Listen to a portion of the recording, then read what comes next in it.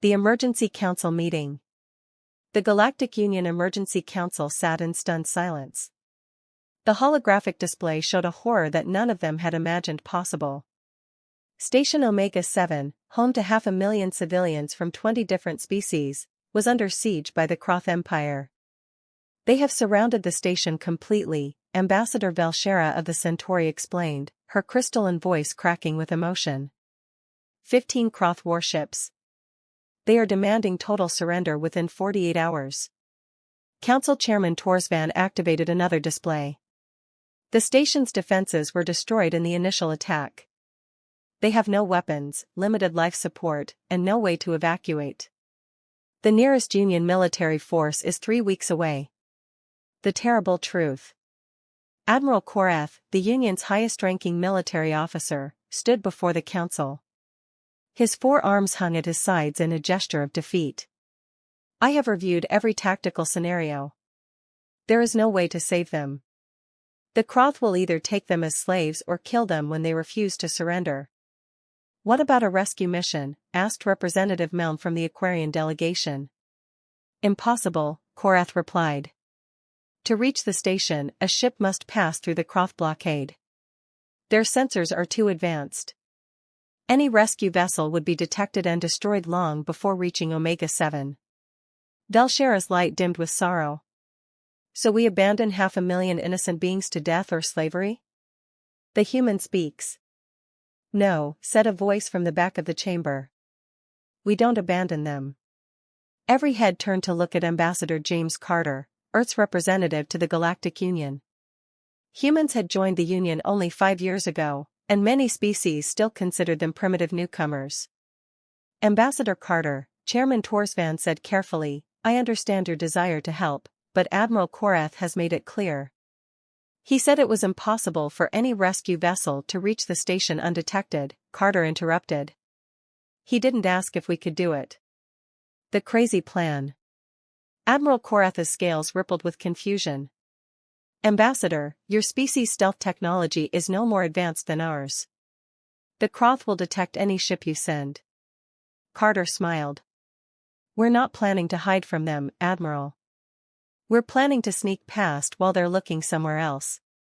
He activated his personal display, showing a small, fast human vessel. This is a Type 7 transport. It's designed to carry 50 people at high speed. Not fancy, not heavily armed, but very fast and very maneuverable. The Kroth will destroy it the moment it appears, Velshera said. They would, Carter agreed, if they saw it coming. But what if we gave them something else to look at? Something big and scary that demands all their attention? Earth's volunteer force. Chairman Torsvan leaned forward. What are you proposing? A distraction, Carter explained. Earth will send our third fleet, 20 warships, to engage the Kroth blockade directly. While they're busy fighting us, small transport ships sneak in from different directions and evacuate as many civilians as possible. The council chamber erupted in shocked voices. That's suicide. Admiral Korath protested. 20 ships against 15 Kroth warships? Your fleet would be destroyed. Probably, Carter said calmly. But we might save a few 100,000 civilians before that happens. Better than saving nobody. Velshera's light pulsed with disbelief. You would sacrifice your fleet? Your people? For civilians you've never met? Carter looked at her steadily. That's what humanity does. When someone needs help, we show up. Even if it's dangerous. Even if it's impossible.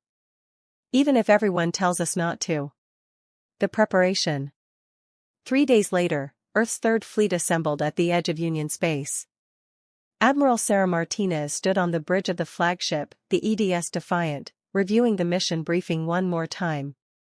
Status report, she ordered. Commander Chen looked up from his console. All 20 warships are ready. The transports are in position, ready to move on your signal. All volunteer crews are aboard. Martinez nodded. Every person in the fleet had volunteered for this mission. When Earth's military command explained the odds, almost certain destruction against a superior enemy force, They expected a few dozen volunteers at most. Instead, they had to turn away thousands of applicants, meeting the impossible odds. Captain David Morrison commanded one of the transport ships, the Quicksilver. His crew of 12 sat at their stations, checking equipment for the 10th time. "Everyone clear on the mission?" Morrison asked. His pilot, Lieutenant Sarah Kim, nodded. "We wait for the fleet to engage the Croft. When the shooting starts, we go in fast and low, avoid their sensors, dock with the station, load as many civilians as possible, and get out before they notice us." "And if they notice us?" asked Chen, the navigator. "Then we dodge, weave, and pray," Morrison said. "Our job is to save lives, not to fight. If we have to choose between fighting back and running with a full load of civilians, we run." The last message home. In the crew quarters, Marine Sergeant James Rodriguez recorded a message for his family. His hands were steady, but his eyes showed the weight of what was coming. "Hey, Maria. Hey, kids. If you're watching this, it means I didn't make it back.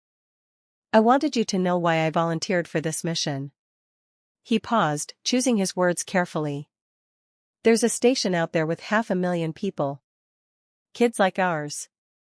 Parents like us. They're trapped, and everyone said saving them was impossible. But I keep thinking, what if it was you trapped there? What if it was our family waiting for someone to be brave enough to try? I couldn't live with myself if I didn't volunteer. Some things are worth dying for. Protecting innocent people is one of them. I love you all. Tell the kids their dad tried to be a hero. I hope it worked." The final briefing. Admiral Martinez gathered all ship captains for a final holographic conference. 20 faces looked at her from their respective bridges, some young, some old, all determined. "In 10 minutes, we jump to the Omega-7 system," Martinez said. "The moment we arrive, the Croft will target us. Our job is to keep their attention while the transports do their work. We're outnumbered and outgunned. They expect us to run. Instead, we're going to fight like humanity has always fought, with everything we've got." She looked at each captain individually. "I won't lie to you. Most of us probably won't survive this. But every minute we hold them, every second we keep their attention, gives those transports time to save lives. Maybe hundreds. Maybe thousands. That's worth it." Captain Morrison from Quicksilver spoke up. "Admiral, it's been an honor serving with you." Martinez smiled. "The honor is mine. All ships, prepare for jump. Let's go save some people." The fleet vanished into hyperspace, heading toward impossible odds and 500,000 civilians who had no idea that help was coming. Into the fire. The arrival. 20 human warships dropped out of hyperspace at the edge of the Omega-7 system. Alarms immediately screamed across every bridge as cross sensors locked onto them. Admiral Martinez watched the tactical display light up with enemy positions. "All ships, form up. Let's give them a show they won't forget." On the Croft flagship, Commander Zarthok studied the unexpected arrivals with cold interest. Humans. The weak newcomers to the Galactic Union had actually shown up. 15 ships against our 20, Zarthok clicked his mandibles in amusement. They are either brave or stupid. Probably stupid. All vessels, combat formation.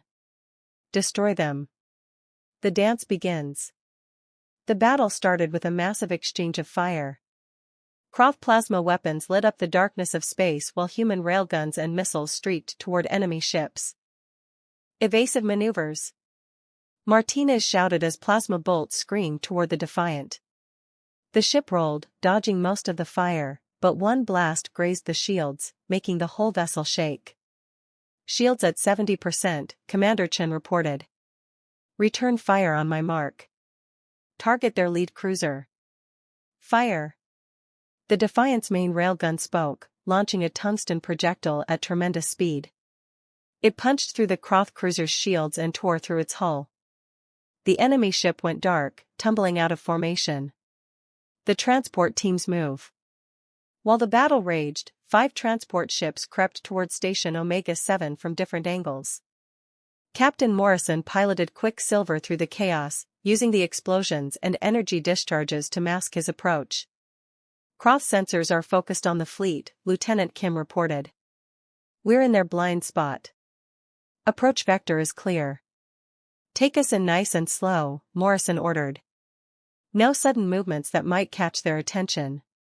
Inside Station Omega-7, Station Master Krelvan watched the battle through the external cameras in disbelief. 20 human warships were fighting against impossible odds, and they were fighting with a ferocity that shocked him. "Why would they do this?" his assistant whispered. "They barely know us." "I don't know," Krelvan admitted. "But we should prepare to evacuate. I think they're trying to give us a chance." The first rescue. Quicksilver docked with the station's emergency port. Morrison and his Marines rushed into the docking bay where thousands of terrified civilians pressed against the barriers. "Everyone stay calm," Morrison shouted through his translator. "We're here to evacuate as many people as possible. Children and injured first. Move quickly but don't panic." Station security began organizing the civilians. Parents pushed their children forward. The elderly helped each other toward the transport. Species that Morrison had never seen before looked at him with hope and fear in their eyes. "How many can you take?" Krelvan asked. Morrison did quick math. "Our ship is rated for 50 passengers. We can probably fit 200 if we pack tight and remove the cargo. More if we're willing to risk life support failure." "Then fill every inch," Krelvan said. "These people deserve a chance." The fleet's sacrifice. Back in the battle, the human fleet was taking devastating damage. 3 warships had been destroyed. 5 more were badly damaged. But they held their position, refusing to retreat. "Shields down to 15%. Commander Chen reported. "Hull breaches on decks 7 through 9. Martinez watched another human destroyer explode on her screen. "That was the Valiant. 200 crew members gone in an instant." "All ships, tighten formation," she ordered. "We're not done yet. Every minute we're still fighting is another minute for the transports." Commander Zarthok on the Croft flagship was beginning to feel something unusual: respect. These humans fought like nothing he'd encountered before. They didn't retreat when damaged. They didn't surrender when outnumbered. They just kept fighting. "Commander, we're detecting small vessels approaching the station," his tactical officer reported. Zarthok's eyes narrowed. "It's a rescue operation. They're sacrificing their fleet to evacuate the civilians." "Clever. Very clever." He paused, considering. "Let them. These humans have earned it with their blood." Loading the desperate. Quicksilver was packed far beyond safety limits. Morrison watched as his crew squeezed 300 civilians into spaces designed for 50. "That's all we can fit, Captain," Kim reported. "Any more and we risk life support failure." Morrison looked at the thousands still waiting. "We'll come back. Tell them we'll come back for more." As Quicksilver undocked, 3 other transports were loading their own desperate cargo. The 5th transport, the Spirit, took a different approach. Its captain decided to stay docked and run life support directly from the station's generators, turning the transport into a temporary safe zone for civilians who would be evacuated by other ships on their second runs. The breaking point. The human fleet was down to 11 ships. The Defiant had suffered massive damage. Half her weapons were offline. Life support was failing on 3 decks. "Admiral, we can't take much more," Commander Chen said quietly. Martinez watched the tactical display. The transports were away, 4 ships loaded with civilians, heading for the jump point. "Just a few more minutes. We need to give them time to reach safe distance." The Croft pressed their attack, sensing victory. But they made a mistake. They focused all their firepower on the Defiant, trying to kill the fleet's leader. That concentration of fire left them vulnerable. The counterattack. All remaining ships, focus fire on the Croft flagship, Martinez ordered. Everything we've got. Now. 8 damaged human warships turned all their weapons on a single target. Railguns, missiles, and energy weapons struck the Croft flagship in a concentrated barrage. Zarthok's ship shook under the assault. Shields failing. All weapons, return fire. But it was too late. The concentrated human attack overwhelmed the flagship's defenses. A human missile punched through the armor and detonated in the reactor compartment. Zarthok's last thought was that these humans had taught him a valuable lesson: never underestimate someone fighting to protect others. The flagship exploded, taking 3 nearby Croft ships with it. The retreat. With their commander dead and facing an enemy that refused to quit, the remaining Croft ships withdrew. They had won the battle, 11 human ships destroyed, thousands of humans dead, but they retreated anyway. Martinez watched them go. All ships, fall back to rally point. We're done here. Admiral, the transports are reporting successful evacuation, Commander Chen said, emotion thick in his voice. They saved 12,000 civilians. 12,000 out of 500,000. It wasn't enough. It would never be enough. But it was 12,000 people who would live because humanity decided impossible odds weren't a good enough reason not to try. The aftermath. The return home. 2 weeks after the battle, the survivors of Earth's Third Fleet limped back to Union space. 9 battered warships, barely holding together, their hulls scarred by plasma fire and explosive damage. The 4 transport ships that had evacuated civilians were already at Union Central Station, where medical teams and refugee services worked around the clock to help the survivors of Omega-7. Admiral Martinez stood on what remained of the Defiance Bridge. The ship would never fly again. The damage was too extensive. But they'd made it home. Admiral, Union Command is requesting your presence for a briefing, Commander Chen said. They want a full report on the mission. Martinez nodded. Tell them I'll be there tomorrow. Today, I need to write letters to families. 11 ships destroyed. Over 2,000 humans dead. Each one had a family waiting for news that would never be good. The Union's response. The Galactic Union Emergency Council convened 3 days after the fleet's return. This time, the chamber was packed with representatives from every member species. Admiral Korath stood before them, his 4 arms gesturing at the tactical display. The human fleet engaged 15 Croft warships with only 20 ships of their own. They sustained 55% casualties but held position long enough to evacuate 12,000 civilians. 12,000 out of 500,000, Representative Meln said quietly. A noble failure. No, Delshera said, her crystalline voice sharp. Not a failure. A miracle. Everyone in this chamber said the mission was impossible. We wrote off 500,000 people as already dead. The humans refused to accept that. They went anyway. She activated a holographic display showing footage from the transports. Children reuniting with their parents. Families holding each other. Medical staff treating the injured. These 12,000 people are alive because humanity chose to try when everyone else chose to give up. The survivors speak. In the refugee center at Union Central Station, the evacuated civilians from Omega-7 were slowly beginning to recover from their ordeal. Counselors helped them process their trauma. Medical teams treated their injuries. But more than anything, they wanted to meet the humans who had saved them. Station Master Krelven stood before a crowd of reporters. I watched 20 human warships face impossible odds. I watched them fight knowing they would probably die.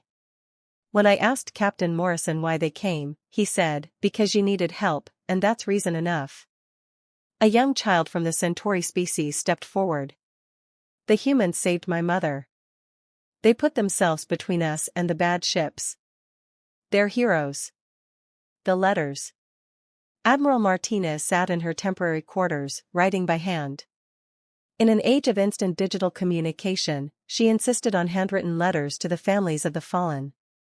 Dear Mr. and Mrs. Chen. I am writing to tell you about your son, Commander Thomas Chen. He served as my first officer aboard the Defiant, and he died protecting 12,000 civilians he had never met. In our final battle, Commander Chen could have evacuated to a safer ship. Instead, he stayed at his post, coordinating our defense while the transport ships escaped. His actions bought them precious minutes. Those minutes meant the difference between life and death for thousands of beings. Your son was brave, competent, and dedicated to protecting others. He died as he lived, putting others first. Humanity lost a great officer. I lost a friend. But 12,000 people are alive because of his sacrifice. His death meant something. I hope that brings you some comfort. She signed the letter, sealed it, and picked up the next blank page. 187 more to write. The political debate. The Galactic Union Council was divided on how to respond to Earth's actions. Some species praised humanity's bravery. Others criticized the mission as reckless. They violated standard military doctrine, Admiral Korath argued, though his voice lacked conviction. They engaged a superior force without proper support. They saved 12,000 lives, Velshera countered. Lives that everyone in this chamber had written off as lost. If that's what humans call reckless, then perhaps we need more recklessness in the Union. Ambassador Carter stood to address the council. My government doesn't expect praise for what we did. We don't need medals or recognition. We did what we thought was right. He paused, looking around the chamber. But I want to make something very clear. This won't be the last time. When civilians are in danger, when someone calls for help, humanity will respond. We'll show up. We'll fight. Even if the odds are impossible. Even if everyone tells us not to. That's the human way. We don't abandon people just because saving them is dangerous. The memorial. Earth built a memorial garden at the space dock where the Third Fleet had launched. 12,000 trees, one for each civilian saved. At the center stood a stone monument with the names of every human who died in the battle. Captain Morrison attended the dedication ceremony with his surviving crew. They stood silently as speakers talked about sacrifice and heroism. Afterward, a family of aliens approached Morrison. They were Centauri, their crystalline bodies reflecting the garden's lights. Captain Morrison, the father said through a translator. You evacuated our family from the station. We wanted to thank you. Morrison knelt down to speak with their child, who was holding a small human flag. You don't need to thank me. I'm just glad you're safe. You could have died, the mother said. Why did you risk your life for us? Morrison thought about Sergeant Rodriguez's message to his family. About Admiral Martinez writing letters by hand. About Commander Chen staying at his post to the end. Because that's what families do, he said finally. And humanity considers everyone in the Union part of our family now. We protect our family. Even when it's hard. Even when it's dangerous. 6 months later. Station Omega-7 was never rebuilt. The station's remaining population was evacuated over several months by Union forces. The Kroth Empire, shaken by their losses and impressed by human determination, opened diplomatic channels. But something had changed in the Galactic Union. When the next crisis emerged, a colony threatened by pirates, 5 different species volunteered to help. When asked why they were risking their ships, they gave the same answer. Because the humans taught us that trying and failing is better than never trying at all. Earth's Third Fleet was reformed with new ships and new crews. On the bridge of the new flagship, also named Defiant, Admiral Martinez looked at the stars with determination. Where to next, Admiral? Commander Hayes asked. Wherever someone needs help, Martinez replied. That's what we do. Somewhere in the galaxy, another distress call would come. And when it did, humanity would answer. Because that's what heroes do. They show up. The end.